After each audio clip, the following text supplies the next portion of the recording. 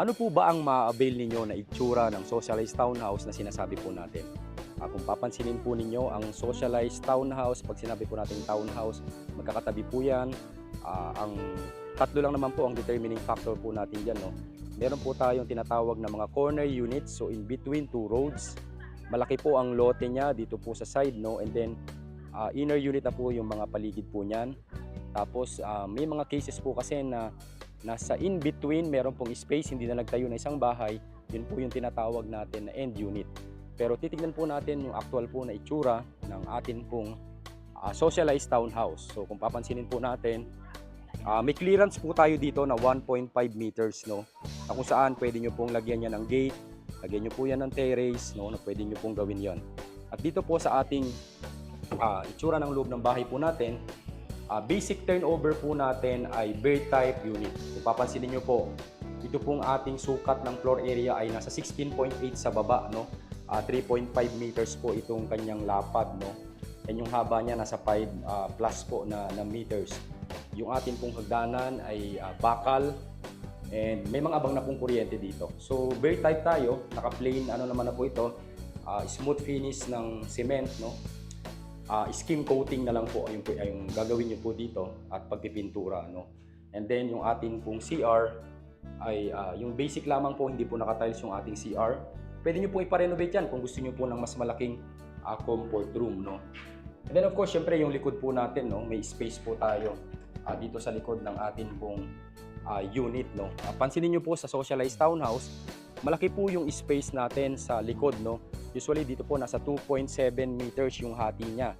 Typical kasi natin sa mga regular townhouse 2 meters lang. Ito po nasa 2.7 meters po yung likod niya, kaya mas malaki po dito sa mga socialized townhouse ang likod. Kasi nga po mas maliit po yung bahay. Bagamat siyempre yung lababo natin wala pa po yung tiles, so kayo na po ang magpapaayos po niyan, no? Pagdating naman po sa taas, tingnan po natin ang ating pong unit. Open lamang po ito, no? Kagaya po ng ibang turnover ng Apex Homes. Kung titignan po natin, kasya po dito ang dalawang kwarto. Kung palalagyan nyo po ito ng dalawang kwarto. May mga bang na po ito ng linya ng kuryente pagdating po dito. Kaya very spacious po na pwede po sa dalawang kwarto ito. Mamaya po titignan po natin yung model house para magkaroon po kayo ng idea. So tignan naman natin yung ating model house para magkaroon po kayo ng idea ng ating pong itsura o ng kapag gusto niyo pong ipa-renovate. So ganito po ang ating model house ng socialized townhouse.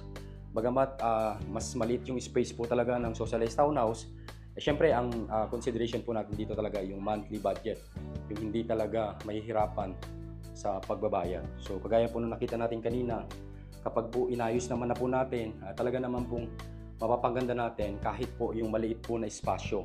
Ang kainaman po ng socialized townhouse, meron po kayong space sa likod na pwede nyo pa pong i-expand yon, no? So yung taas naman po natin, tingnan po natin, no? Bago tayo makita sa taas, dito po yung ilalim ay ginawan po ng TV set. Then yung bakal po natin na hagdanan, so nilagyan lang ng patong na kahoy, no? Tapos pininturahan. So yan po yung ginawa dito. And of course, siyempre parang ito yung bubungad sa'yo. Then nagawa natin ng dalawang kwarto, no, yung atin pong area. So isang master's bedroom, no, and then cabinets, no, lalagyan ng yung closet, no, para at least kapag po kayo ay yung mga gamit po ninyo, yan po yung pwede nyo paglagyan, mga damit. And kapag kayo po ay syempre sa isang pamilya, may mga anak po kayo, dito po pwedeng yung kanilang double deck, no. And may space for reading, studying, no, sa area po na to. So basically, kapag po socialized townhouse, hindi kalakihan, pero hindi naman po kalakihan din ang monthly budget. For starting family, no, maganda po ang socialized townhouse for affordable monthly budget para sa inyo pong bahay.